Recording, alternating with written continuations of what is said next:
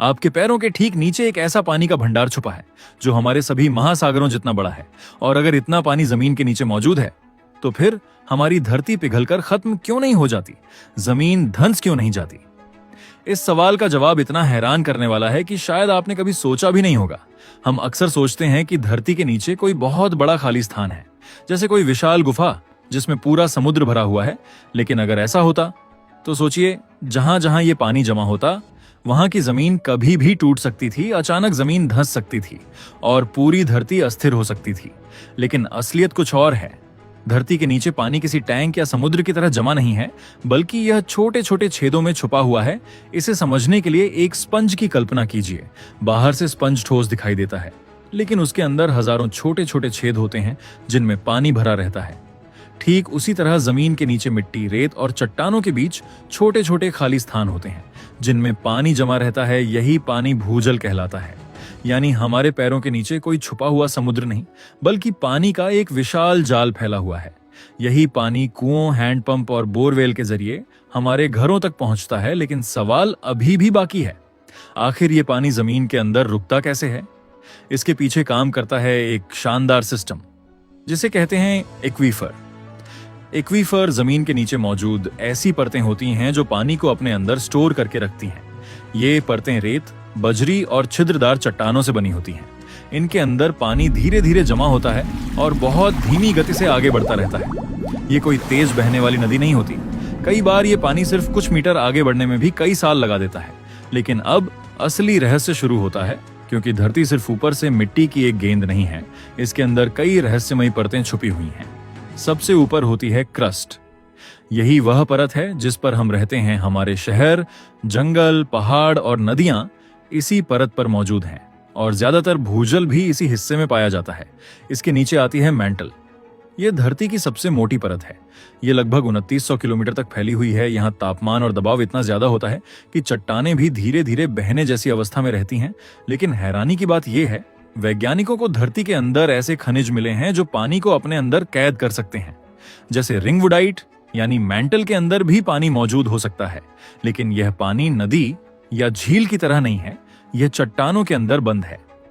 वैज्ञानिकों का मानना है कि धरती के अंदर छुपा यह पानी हमारे महासागरों के बराबर या उससे भी ज्यादा हो सकता है। लेकिन इसे निकालना आज के समय में लगभग असंभव है। अब नीचे जाते हैं धरती की अगली परत में, आउटर कोर। यह हिस्सा पूरी तरह गर्म और पिघली हुई धातुओं से बना है, मुख्य रूप से लोहा और निकल। यहाँ का तापमान इतना ज्यादा है कि पानी एक पल भी टिक नहीं सकता। अगर पानी यहाँ पहुंच भी जाए तो वह तुरंत भाप बन जाएगा। यही आउटर कोर धरती का मैग्नेटिक फील्ड बनाता है, जो हमें सूरज की खतरनाक किरणों से बचाता है। और सबसे अंदर आता है इनर कोर, धरती का सबसे गहरा हिस्सा। यह मुख्य रूप से लोहे और निकल से बना है। हैरानी की बात यह है कि इतना गर्म होने के बावजूद यह ठोस है, क्योंकि यहां दबाव इतना ज्यादा है कि धातु पिघल नहीं पाती।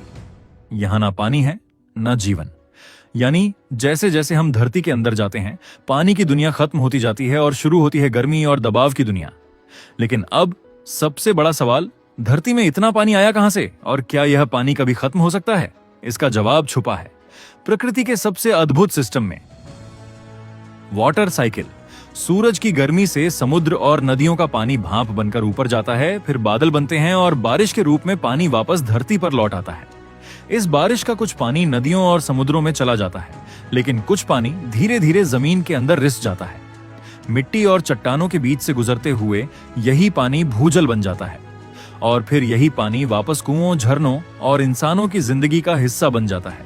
यानी धरती के नीचे कोई छुपा हुआ महासागर नहीं है, बल्कि एक ऐसा अद्भुत सिस्टम है जो करोड़ों सालों से पूरी धरती को संतुलित रखे हुए है। और यही वजह है कि हमारे पैरों के नीचे इतना पानी होने के बावजूद हमारी धरती आज भी मजबूती से खड़ी है। लेकिन अब सवाल आता है, क्या जमीन के नीचे हर जगह पानी एक ही गहराई पर मिलता है? जवाब है बिल्कुल नहीं। कुछ जगहों पर पानी जमीन के बहुत पास होता है, इसे हम शैलो ग्राउंड वाटर कहते हैं।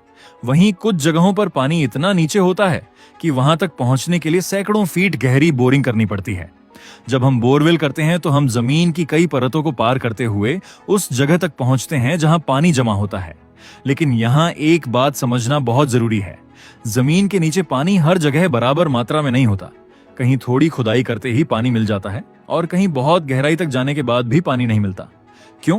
क्योंकि धरती के नीचे पानी किसी एक बड़े समुद्र की तरह फैला हुआ नहीं है।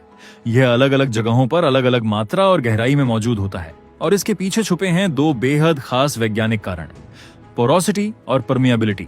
पोरोसिटी यानी किसी मिट्टी या चट्टान के अंदर कितने छोटे छोटे खाली स्थान मौजूद हैं। जितने ज्यादा खाली स्थान होंगे उतना ज्यादा पानी वहां जमा हो सकता है। वहीं दूसरी तरफ है परमिएबिलिटी, यानी पानी उन खाली जगहों के बीच से कितनी आसानी से गुजर सकता है। जैसे रेत के अंदर पानी आसानी से चला जाता है और जमा भी हो सकता है, लेकिन चिकनी मिट्टी पानी को रोक लेती है। इसलिए वहां पानी का बहाव बहुत धीमा होता है। यानी जमीन के नीचे पानी का पूरा खेल इस बात पर निर्भर करता है कि मिट्टी और चट्टानें पानी को कितनी जगह देती हैं और कितना आगे जाने देती हैं। लेकिन अब आती है एक और हैरान करने वाली बात। धरती के अंदर मौजूद पानी का रिश्ता सिर्फ जीवन से नहीं है, बल्कि ज्वालामुखियों से भी है। जब पानी बहुत गहराई तक पहुंचकर गर्म मैग्मा के संपर्क में आता है, तो वह तेजी से भाप में बदल सकता है, और यह भाप बहुत ज्यादा दबाव बना सकती है। इतना दबाव कि वह चट्टानों को भी तोड़ने की ताकत रखता है। कई बार यही दबाव ज्वालामुखी विस्फोट का एक कारण बन सकता है। यानी वही पानी जो हमें जीवन देता है, वही धरती के अंदर एक शक्तिशाली ताकत भी बन सकता है। लेकिन चिंता की बात यह है कि यह हर जगह नहीं होता, क्योंकि ज्यादातर जगहों पर धरती का यह सिस्टम संतुलन में चलता रहता है। अब बात करते हैं असली दुनिया की, क्योंकि भूजल के साथ छेड़छाड़ के असर हमें साफ दिखाई देने लगे हैं। दुनिया के कई हिस्सों में जरूरत से ज्यादा भूजल निकालने की वजह से जमीन धीरे धीरे नीचे बैठने लगी है।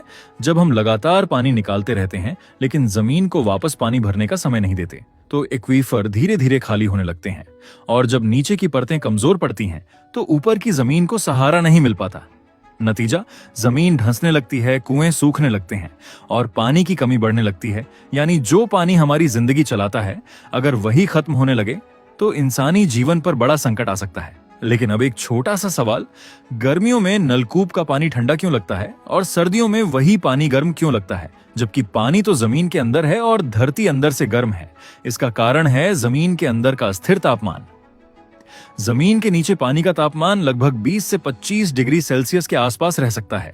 गर्मियों में जब बाहर का तापमान 40-45 डिग्री तक पहुंच जाता है, तो यही पानी हमें ठंडा महसूस होता है, और सर्दियों में जब बाहर का तापमान 5-10 डिग्री तक गिर जाता है, तो यही पानी हमें गर्म लगता है। लेकिन अब सबसे ज्यादा हैरान करने वाली बात, धरती के अंदर मौजूद कुछ पानी हजारों नहीं बल्कि लाखों साल पुराना हो सकता है। यानी जो पानी आज आप पी रहे हैं, हो सकता है वह उस समय से मौजूद हो जब इंसान भी इस धरती पर नहीं था। और इससे भी ज्यादा अद्भुत बात, धरती की हर पानी की बूंद इस जल चक्र का हिस्सा बन चुकी है। जो पानी आज आपके गिलास में है, वह कभी बादल रहा होगा, कभी नदी में बहा होगा, और शायद करोड़ों साल पहले किसी और रूप में मौजूद रहा होगा। यानी पानी सिर्फ एक चीज नहीं, यह धरती की सबसे पुरानी कहानी का हिस्सा है। वैसे दोस्तों, आपके यहां पानी कितनी गहराई पर मिलता है? कमेंट करके जरूर बताइए।